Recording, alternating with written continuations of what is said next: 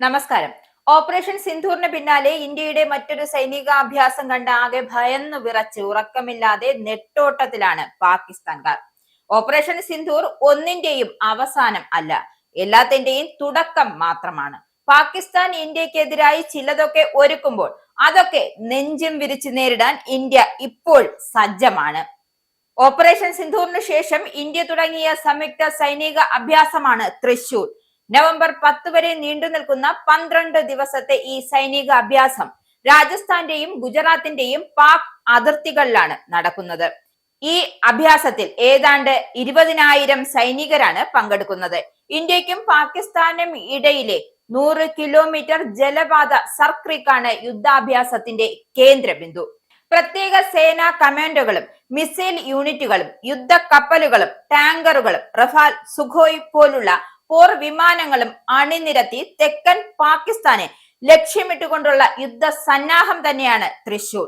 പാകിസ്ഥാൻ സർക്രീക്ക് മേഖലയിൽ കടന്നുകയറാൻ ശ്രമിച്ചാൽ പാകിസ്ഥാന്റെ ചരിത്രവും ഭൂപടവും മാറ്റുന്ന മറുപടി ഉണ്ടാകുമെന്ന് പ്രതിരോധ മന്ത്രി രാജ്നാഥ് സിംഗ് മുന്നറിയിപ്പ് നൽകിയതിന് പിന്നാലെയാണ് 3 സേനാ വിഭാഗങ്ങളും ഒരുമിച്ച് ചേർന്നുള്ള ഈ യുദ്ധാഭ്യാസം നടത്തുന്നത്. തൃശൂർ സൈനികാഭ്യാസം പ്രഖ്യാപിച്ചതിന് പിന്നാലെ പാകിസ്ഥാൻ അവരുടെ വ്യോമപാത അടച്ചുപൂട്ടി. അതിനൊപ്പം തന്നെ ശക്തമായ നിരീക്ഷണവും ഏർപ്പെടുത്തി. ഇന്ത്യ വടി വെട്ടിയപ്പോൾ തന്നെ പാകിസ്ഥാൻ ഭയന്ന് വിറച്ചിരിക്കുകയാണ്. ഇതോടെ തങ്ങളുടെ ഉള്ളിലെ ഭയം ഉണ്ടെങ്കിലും അത് പുറത്തു കാണിക്കാൻ കഴിയാത്തത് കൊണ്ടാണ് മറുഭീഷണിയുമായി ഇറങ്ങിയത്. ഇന്ത്യയുടെ തൃശൂർ തുടങ്ങിയതിന് പിന്നാലെയാണ് പാകിസ്ഥാൻ നാവിക അഭ്യാസവുമായി എത്തിയത്. 2 ദിവസത്തെ അഭ്യാസമാണ്. വടക്കൻ അറബിക്കടലിലെ മേഖലയിൽ ഇന്ത്യൻ അഭ്യാസ പ്രകടന മേഖലയോട് ചേർന്നാണ് പാക് അഭ്യാസ പ്രകടനം നടക്കുക.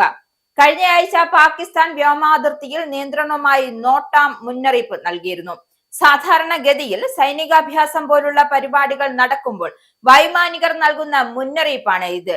ഇതിന് സമാനമായാണ് ഇപ്പോൾ നാവികർക്ക് നോട്ട്മാർഹാർ മുന്നറിയിപ്പ് നൽകുന്നത്. കാരണം ഓപ്പറേഷൻ സിന്ധൂറിലെ തിരിച്ചടി പാകിസ്ഥാനെ തെല്ലൊന്നുമല്ല പിടിച്ചു കുലുക്കിയത്.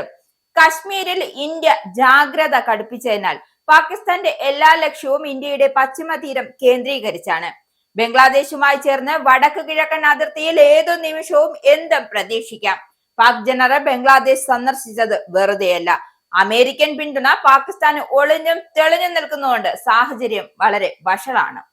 ഇസ്രായേലിന്റെ 5 സൈനിക താവളങ്ങളിൽ കനത്ത നാശനഷ്ടം. മോദി വെളിപ്പെടുത്തുന്ന ഇന്ത്യയുടെ വികസനത്തിന്റെ മയക്കുമരുന്ന് വിൽപ്പനയ്ക്കെതിരെ ശക്തമായ നടപടിയെടുത്ത് ഷാർജ പോലീസ്.